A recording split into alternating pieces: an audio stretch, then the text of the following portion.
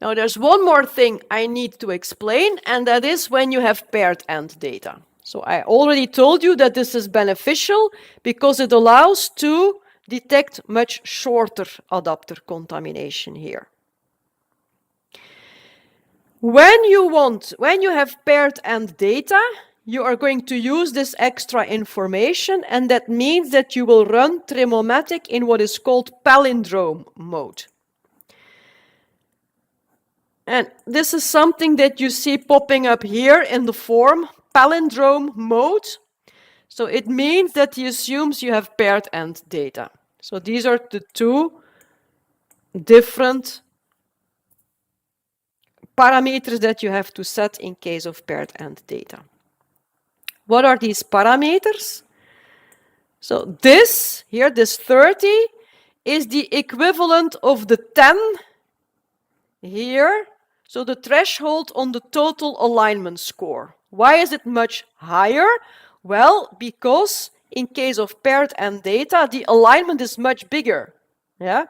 This is the full alignment. So you will have an alignment with 2 reads included. So of course the alignment will be much longer. Yeah? And this is why also the score has to be longer. So in a score of 30, which is the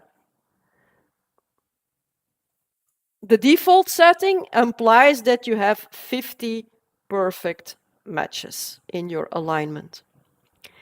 Okay, and then here, this parameter, when you have paired end data, the minimum length of the adapter that needs to be detected defines how short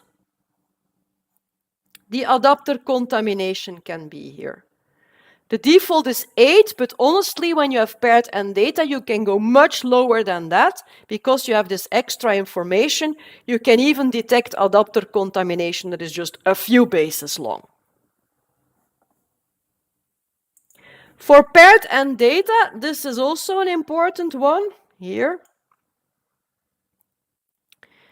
Always keep both reads. The default setting is yes, and this is what it should be. Yeah.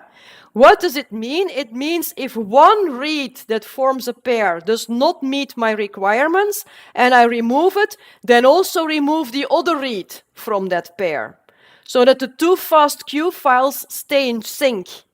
They keep on having the same number of reads. If you remove one read from a pair, then also remove the other read from the pair. And you need to do this because otherwise the downstream tools, if you don't do it, the downstream tools will crash and there will be a lot of issues.